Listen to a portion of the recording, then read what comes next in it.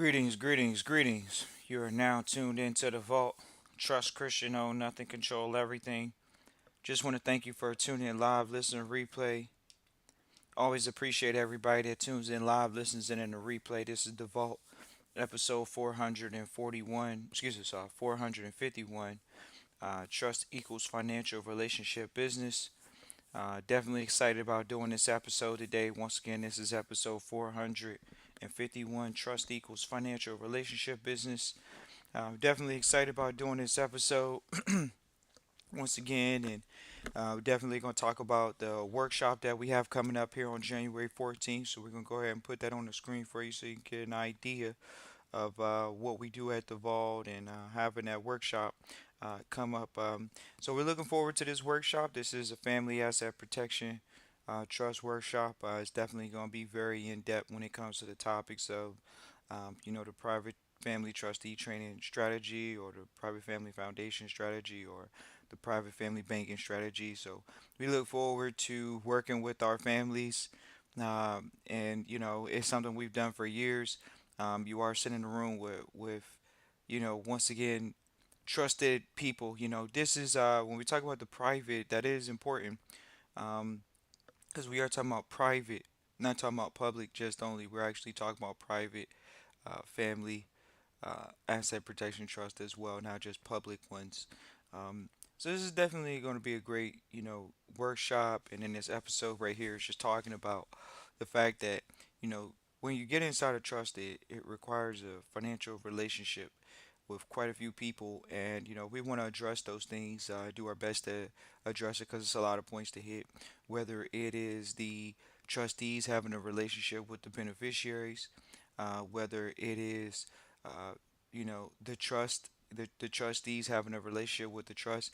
These are things, pain points that someone can go through because they don't know what they're looking at, but we're going to help them identify how a trust equals a financial relationship. And that's the whole business. The whole premise is based off of that. It is a fiduciary position as a trustee.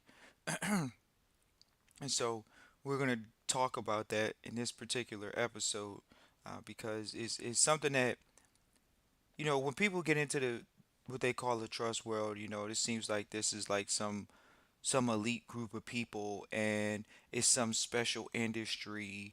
And oh, well, they didn't tell me about a trust, no one told me about a trust, or there's all these different types of trust, and that's supposed to be the elite vehicle for what, asset protection. That's supposed to be the elite vehicle for tax savings. This is not legal advice or financial advice. That's what it's for. So let's talk about it. Because people get in this sector and they think, well, I'm going to get into trust. And, once I get into trust, I can still F people over. Well, it doesn't work that way. So when you talk about getting a high net worth investor environment, it's not that many of us. So meaning that when you get in the trust environment, when you get in the financial relationship business, you have to have trust. You have to have relationships that you can trust. So at the vault, people that have listened for 5 years, people have listened to the vault for 5 years.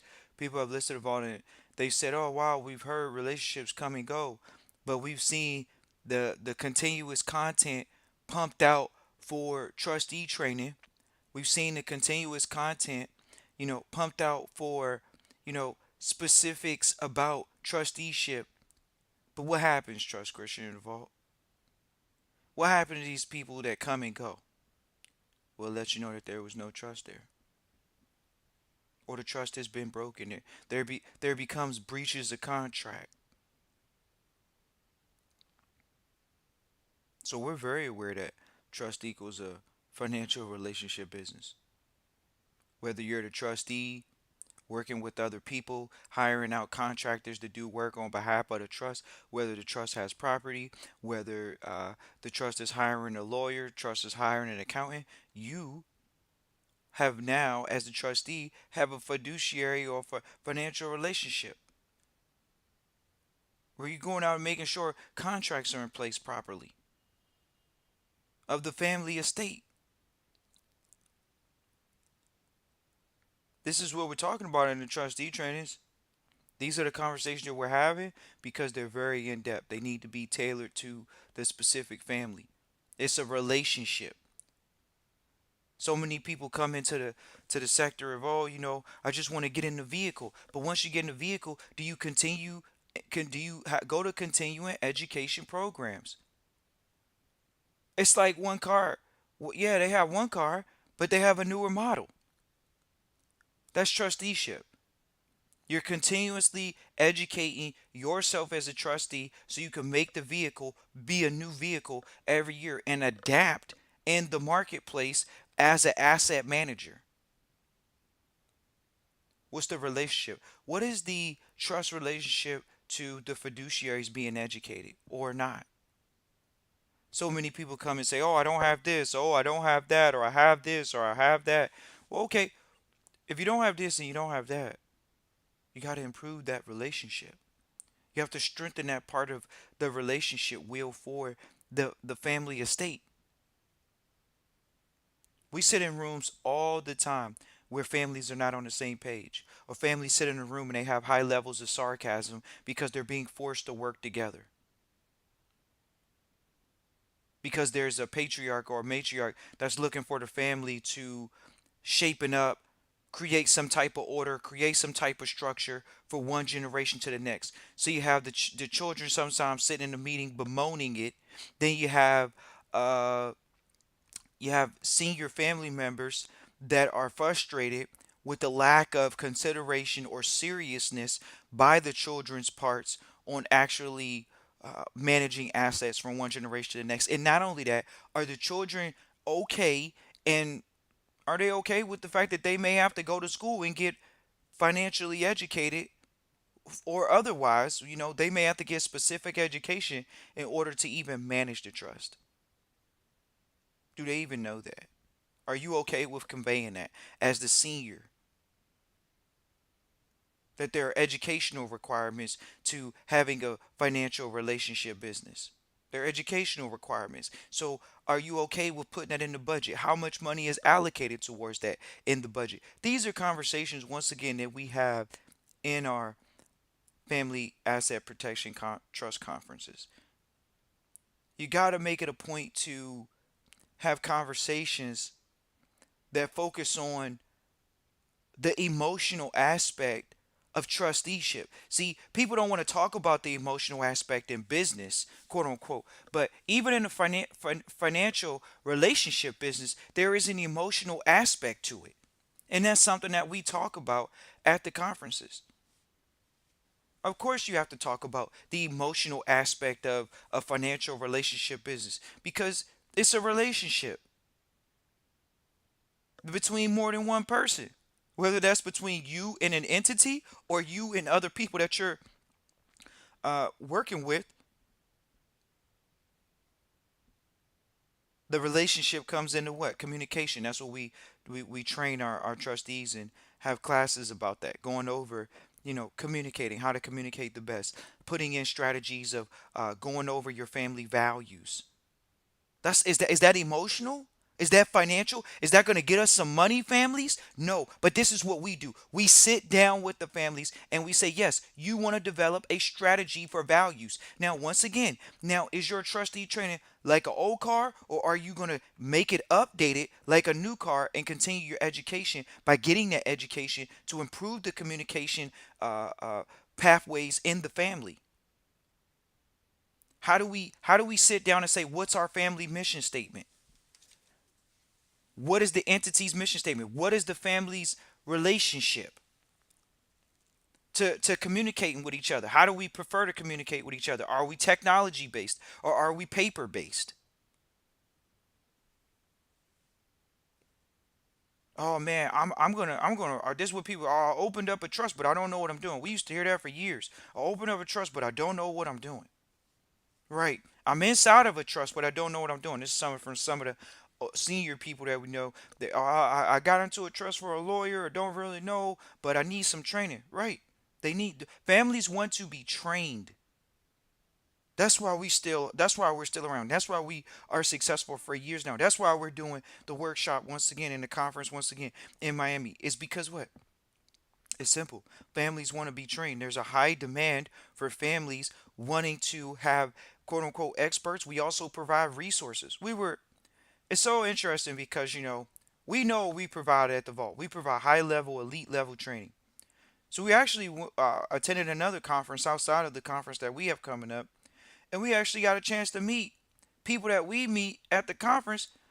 We're, first of all, there are multiple generations. So this isn't one of those things where you just get in a room and you're not going to meet someone that's multiple generations. But we'll talk about a few examples of how when you go in these high net worth investor environments, you're building financial relationships. So we actually have already started having calls with and correspondences with people from the conference, which wasn't too long ago, about a week ago from this episode, and we were talking to some people even already after the conference, and to know that people in the room are already talking to each other after the conference. What does that mean? That means people are talking to find out, do you know this person or do you not know this person? Can you vouch for this person? Can you not vouch for this person? Have you done business with this person or have you not done business with this person? Those are those phone calls that are going on outside of people looking to extend and create new relationships in the environment. People are making those phone calls. Hey, you know about this guy? The guy that runs the organization. Somebody's going to reach out to that guy and say, hey, do you know this guy? What do you know about this guy? What have you done with this guy so far? We're not using guy as a blanket statement. Well, it's used as a blanket statement as opposed to, oh, we got to be specific on genders. It's not gender specific. And then it's interesting because when you get in trust or when you get in high net worth investor environments, there's so little of us that when you're in the environment, people in the environment knew each other before you knew they knew each other. That's how much of a small world it is. See, we're in the environments that you rather err on the caution of being known as a no one's done business with you than for you to have a bad name and people have done business with you. See, we know how the game works in trust. It's a financial relationship business. People do business based off relationships. People in the environment and the trust or the high net worth investor environment, they do business based off of recommendations. That's what we've been living off at the vault. The referrals. You don't see us over here doing these huge ad campaigns. We've been doing a podcast with no face for years now because we understand that the business is based off of relationships. So it's rather important to keep your reputation solid because your reputation is everything. In the vault, we have an impeccable relationship. You don't see smear campaigns on the internet about the vault. You don't see gimmick and gaggle things about the vault on the internet. Why? Because we do good business at the vault.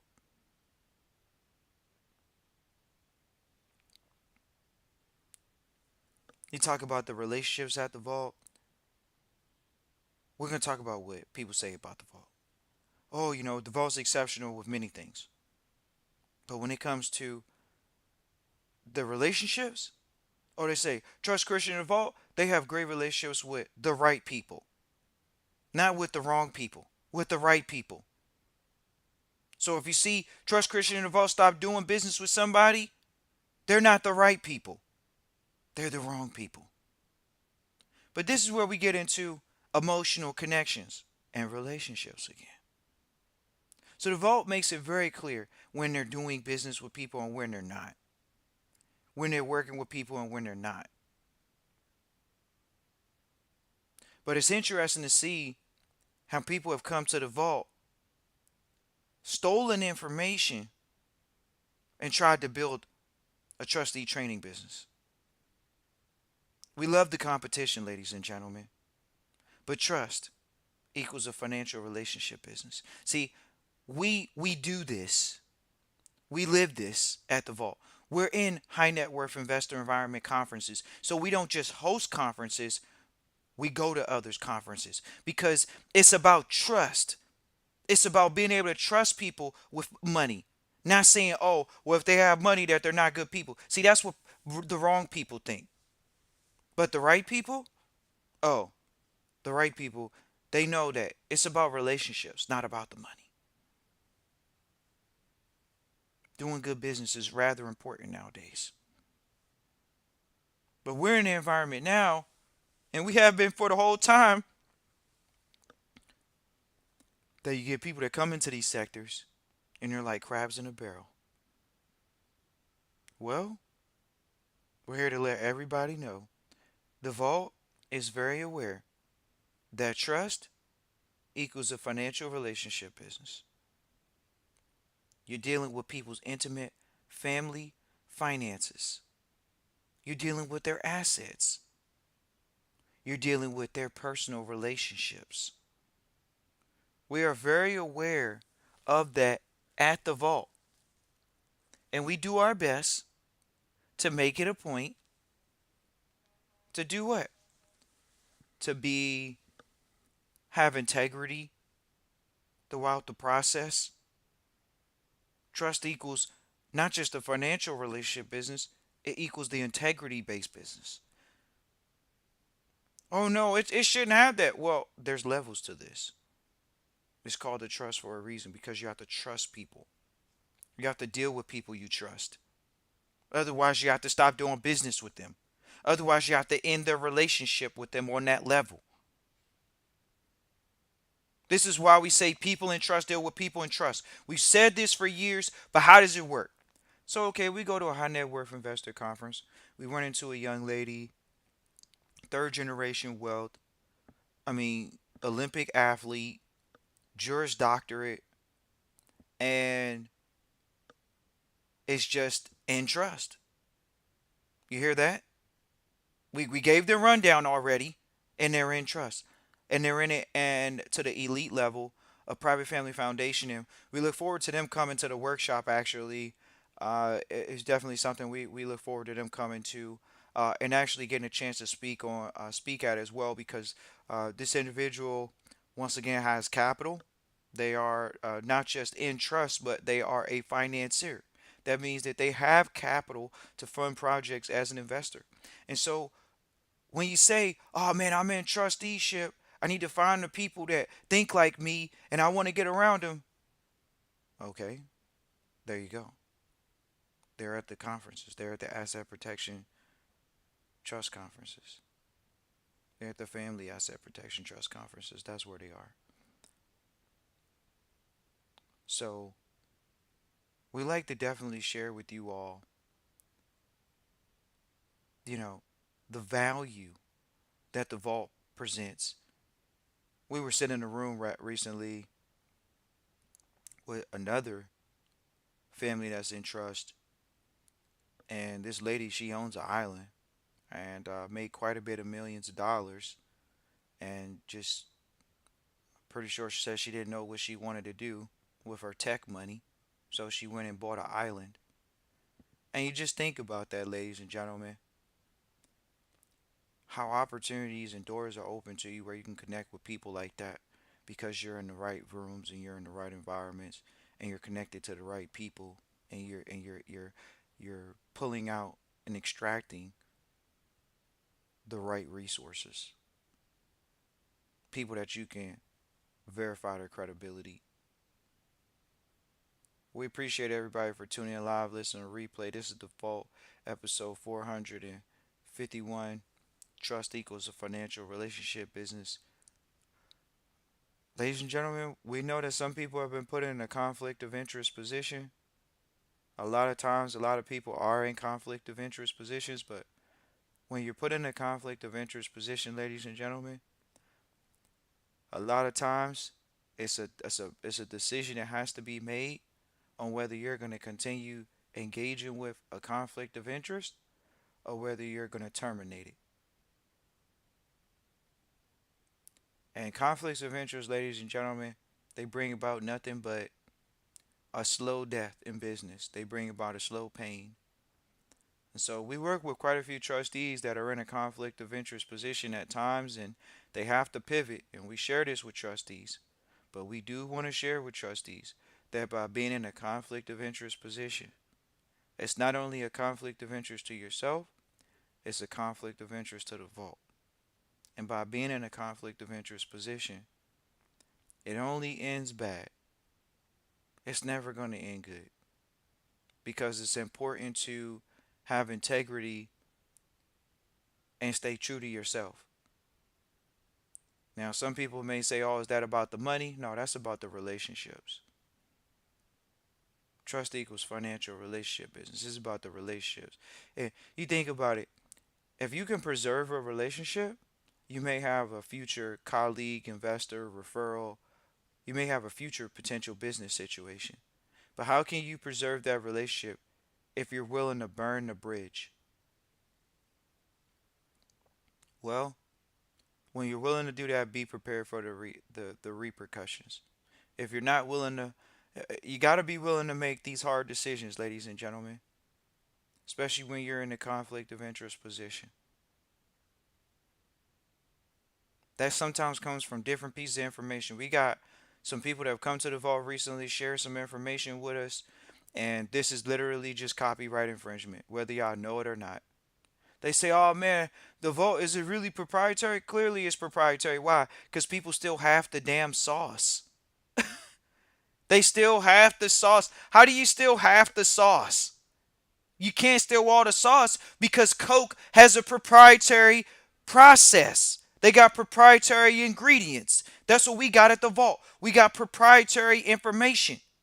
We've already stated it many times since the beginning. It's proprietary. We get on the line with people all the time. We share with them exoskeletons of many things. And where do they go? And they do whatever they want to do. But we also know the ones that come through and specifically steal, the ones that specifically come through and do copyright infringement, uh, guess what? We get the consultations that you guys stole. We get the consultations that there was a copyright infringement. Because the people that get the information that's half baked, they come to us and they say, oh, well, this person told me that I could do this and do this and do this and that. And we're sitting there like, well, first of all, that sounds like the vault's process, but it's not complete. Hmm. Because they tried to steal a copyrighted process. Oh no, I didn't know it was copyrighted. How can it be copyrighted? It's private. It's proprietary. There are things that are done on the private sector that are proprietary. Oh man, well how's it your strategy in this? Is how first of all, this is how we know it's our strategy. Because we know that people go try to take the strategy, use it halfway, and we get consultations on the daily, on the weekly. Hey, I heard this from X, Y, and Z, and we go ahead and let them know. Yeah, that's not complete. That's half the story. That's not the proprietary process fully. Oh, no wonder. That's why I came to you, Trust Christian Revolt, because, the other person, we knew they didn't know fully what they were talking about. It didn't sound completely right. Exactly. They stole. They copyright infringed against the vault. We have proprietary training processes in place, tools and strategies in place. Yes, we do. We're that good. It's okay. We're that good. We're that great. We don't need to say, "Oh, well, is it wrong to say that? How do you have a proprietary process? How can you have it?" Well, there are Coke still to this day. There are companies that make cola, but they're not making Coca-Cola. There's one Family Asset Protection Trust conference. That's on January 14th. That's the bottom line. We're going over for sure those private trustee training strategies, those private family foundation strategies, those private family banking strategies. Yes, they're not just public, they're proprietary. We appreciate everybody that is going to be at the workshop or the conference, more of a conference. We're going to be going over these things. We are going to be having multiple speakers talking about the strategies. We will be going over our strategies. It's a training, the trustee training. Look forward to hearing from you all and seeing you all engaging in these environments with us and furthering your resources for your families. And we understand that many families have been just put into a conflict of interest position. Some families that have we're working with the vault. We're aware of that. And look, ladies and gentlemen, it's never an easy time to make a hard decision. We understand that, and we look forward to continuing that relationship if that's what it's going to be. But we also know that when people draw lines in the sand and people don't understand people and trust deal with people and trust. Once you don't have a once there's a breach of trust, there's a termination of contract, and we want to make families aware that we're aware that people have been put in that position, indirectly or directly. And as business people, we just have to put ourselves in a position where uh, we can benefit from financial relationships, and they not be a negative thing. Um, but we also understand it's a small world in our sector as well.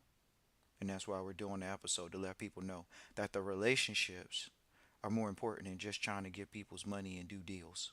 And we are very aware of that and we're very okay with that. We would much rather make sure that we can preserve relationships where, we can have a resource available to us, a resource.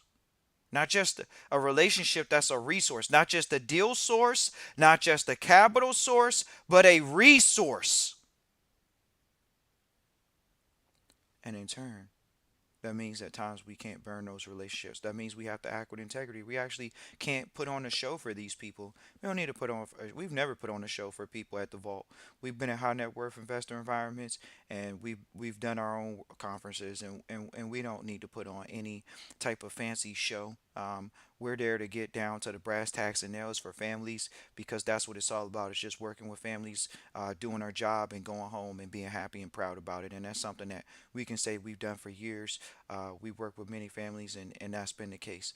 Um, and once again, it's about those relationships. We've been able to preserve relationships along the way, and then there's been relationships, ladies and gentlemen, that really they didn't have integrity. When you see relationships depart, it's because there's been a breach of trust, a termination of contract, and a lack or a removal of integrity. Because you can preserve relationships and bad things don't happen. You can preserve relationships and you can still hold your reputation intact. Well, there are times when people want to breach trust and they're willing to risk their relationship, and in turn, you lose integrity.